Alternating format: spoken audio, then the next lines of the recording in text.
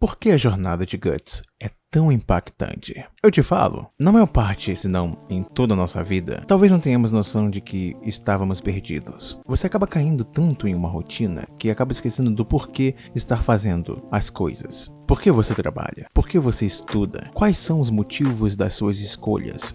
Ou melhor dizendo, por que você faz as coisas que você faz? Tá, já estamos cansados de ouvir que Guts abandonou o bando do Falcão para encontrar um significado para sua vida, um sonho, que ele via em todos os membros do bando do Falcão, menos nele. As chamas da fogueira que Griffith encabeçava não existia nele. Por isso, foi tão importante ele ir embora. Agora vamos falar da parte interessante dessa parte. Tinha um psiquiatra chamado Carl Jung, esse velhinho fofinho. Ele acreditava que todo ser humano tem um destino único e que o melhor caminho para atingir seu potencial máximo é através da individuação, o que seria o processo psicológico da máxima importância. Ela consiste no desenvolvimento pessoal e na realização mais plena da personalidade, representada por si mesma, ou a integração do coletivo inconsciente para o consciente, o que assimilaria em uma completa personalidade, te diferenciando do resto das pessoas, te fazendo assim um ser único. Resumindo, basicamente esse processo de autodescoberta, no qual você vai se descobrindo e alcançando todo o seu potencial para no fim se tornar um indivíduo completo. O que é basicamente o que Guts faz. Para fazer isso, você precisa ir no seu inconsciente e torná-lo consciente. No momento em que você faz isso, uma gama de oportunidades vão aparecer. Agora que você se conhece melhor e vai saber lidar com as coisas da vida.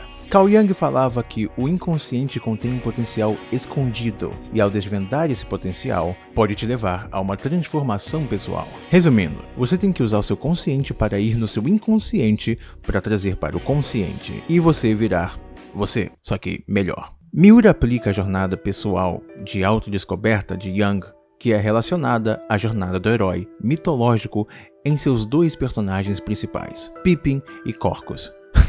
Não, brincadeira. Guts e Griffith. Griffith segue metade do caminho em que Carl Jung indica, mas falha no meio da jornada de autodescoberta. Como dito antes, você para se tornar um indivíduo completo em seu potencial máximo, é preciso se distanciar do coletivo, o que Griffith faz da maneira correta. Além de se destacar dos demais, ele segue seu próprio caminho, tem suas próprias aspirações, e essa parte é bem importante no processo da individuação. Todavia, ele falha em uma parte fundamental. Primeiro, que ele oprime as emoções que seriam difíceis de lidar, ao invés de confrontar e ficar ciente do que está acontecendo consigo mesmo. Ele faz o inconsciente ficar no inconsciente. Ele nunca chegou perto de todo o seu potencial, pois ele ignora a parte fundamental do processo. Ele se afunda tanto nessa máscara que ele tem de vestir para conquistar seus objetivos que esquece de tornar o inconsciente consciente. Por isso, ele se frustra e acaba se perdendo com todos os problemas e vontades que estavam dentro do inconsciente. Por isso, ele tem as dificuldades de se relacionar emocionalmente com uma pessoa e não sabia o que Guts significava para ele. Jung chama o que aconteceu com Griffith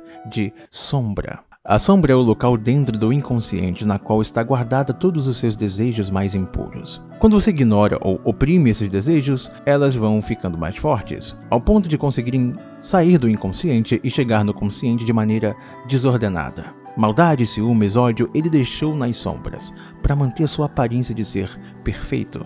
O que, no momento da sua maior frustração, a sombra foi para o inconsciente e fez ele agir de forma impulsiva, o que foi muito bem representado na figura de Fento.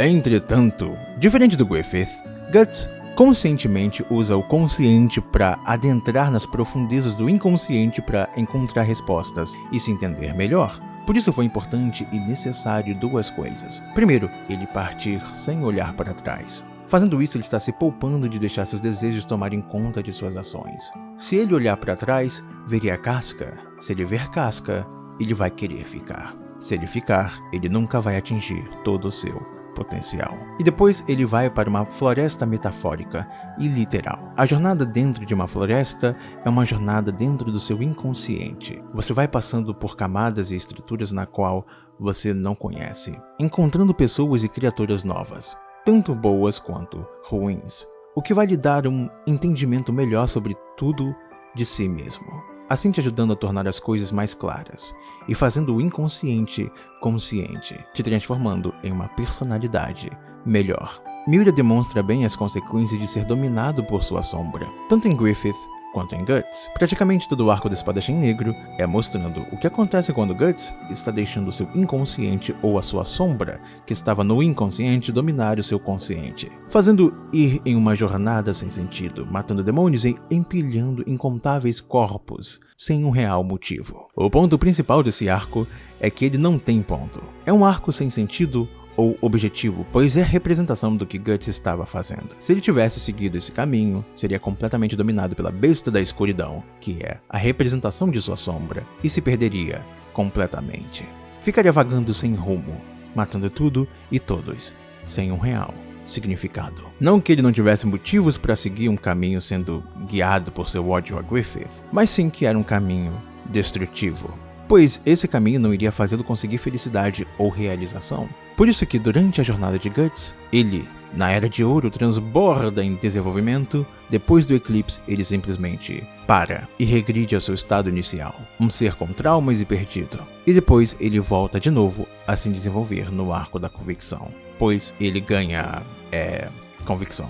E você só pode fazer esse processo saindo do coletivo, deixando a sua zona de conforto, seguindo o seu próprio caminho, encarando o desconhecido, não reprimindo nada, descobrindo novas coisas sobre si, integrando tudo isso para a sua personalidade e eventualmente se tornando uma pessoa com potencial máximo, completo e autêntico. O processo não é fácil e leva tempo, porém temos duas jornadas de personagens que te mostram as consequências de cada caminho. Teoricamente, Griffith conquistou tudo o que queria, tem seu próprio reino, é super poderoso, todavia ele nunca vai se sentir completo, pois, no fundo, ele jogou fora algo que é insubstituível. As pessoas admiram Griffith pela máscara que ele representa e não por quem ele realmente é. E as pessoas admiram e seguem Guts, não por uma máscara, mas sim pela pessoa que ele verdadeiramente é. O que nos dá uma lição muito importante para nossa vida. É muito mais importante você ter conexões e pessoas que estão com você, por você, e não pelo que você tem. As pessoas que esbanjam dinheiro, riquezas e coisas mundanas, elas mostram tudo que tem para o mundo pela necessidade de autoafirmação. Elas precisam de uma validação do coletivo para se sentirem satisfeitas. E ao fazer isso, elas acabam atraindo pessoas que só vão estar com elas por suas posses e oportunidades que elas podem oferecer. Porém, nada mais profundo que isso. No final, não vão passar de conexões vazias, sem vida. Você deve focar em se tornar uma pessoa melhor e mais resolvida, com seus potenciais e limitações, e trabalhar nisso para se tornar um indivíduo completo. Assim, sendo verdadeiro e sem precisar da validação de terceiros, atraindo pessoas que vão querer estar com você por quem você é. Por isso que Jung falou que o objetivo da vida não é ser perfeito, mas ser completo. Se inscreve, eu faço mais vídeos como esse. Comente também, eu geralmente respondo. Boa semana. Falou.